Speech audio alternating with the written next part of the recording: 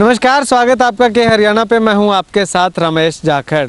जिस प्रकार से पिछले काफ़ी दिनों से आप देख रहे हो कि किसान जो है सरसों की बिक्री को लेकर के काफ़ी परेशान है और उसके बाद अब गेहूं की फसल भी आ चुकी है, तो गेहूं की फसल में भी कुछ न कुछ खामियां हमें देखने को मिली हैं।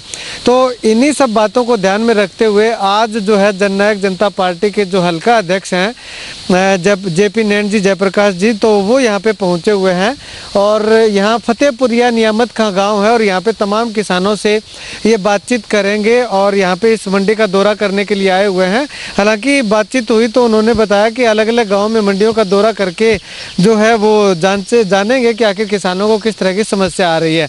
चलिए सबसे पहले हल्का अध्यक्ष हमारे साथ मौजूद है, इनसे बातचीत करते हैं। मास्टर जी, अगर बात करें तो किसान जो है सरसों की खरीद को लेकर के काफ़ी परेशान हुआ था, उसके बाद में एक गेहूं की भी लिमिट बना दी गई थी, तो यहाँ पे किसानों ने किस तरह की समस्या बताई है, किस तरह से इनका निदान किया जाए? सबसे पहले तो मैं के हरियाणा को नमन करता हूँ, नमस्कार करता हूँ। दूसरी बात तो मैं लगातार कई दिन से मंडियों में जा रहा हूँ।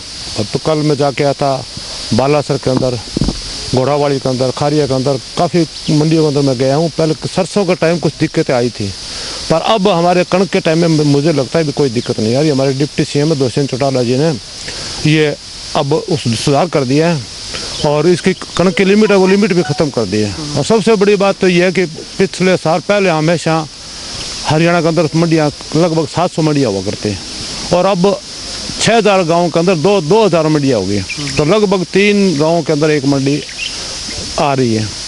तो इसलिए और दूसरी बात, कोरोना की वजह से जो लेबर है वो लेबर यहाँ नहीं मिल रही, इसकी वजह से वो दिक्कतें आ रही हैं। पर मंडियाँ ज़्यादा होगी, वो दिक्कतें कम करने की कोशिश हमारे डिप्टी CM साहब दुष्यंत जी चौटाला ने करने की कोशिश की है और वो लगभग कामयाब भी है।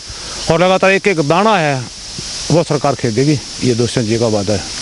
तो आप अभी गांव-गांव में जा रहे हो मंडियों का दौरा करने के लिए, तो कितने गांव में गए और कितने गांव में आपने जाना है और क्या समस्याएं किसानों ने मुख्य तौर पे बताई? समस्या यही थी भी कणक ये सबसे तुल नहीं रही और लिमिट इनकी भी वो कह रहे कम ले रहे हैं, पर वो लिमिट में ख़त्म कर दी। वो लगभग मंडियों 15-20 मंडियों के अंदर मैं गया हूँ, तो समस्या वही थी वो मंडियों में, और अब समस्या वो दूर हो चुकी है। मुझे नहीं लगता भी आगे कोई समस्या आएगी और बारी बारी से अपने आराम से कणक ले रहे हैं और लगातार लंबी चलेगी मंडी। जब तक एक एक दाना नहीं बिक जाएगा तब तक मंडी यूँ ही लगी रहेगी।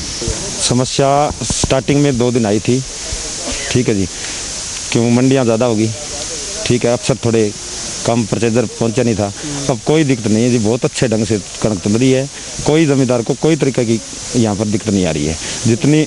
जिसका नंबर आ गया उसके पास, पहले तो कह रहे थे भी 40 कुंटल है फलानी है, कोई 40 कुंटल कोई लिमिट नहीं है। ज़मींदार के पास 100 कुंटल है, 200 कुंटल है, जितनी भी है, जिस दिन उसका नंबर आ गया सारी कणक यहाँ तुल रही है। भाई साहब, अगर बात करें तो गेहूं की खरीद को लेकर के किस तरह की आपको परेशानियाँ आ रही है?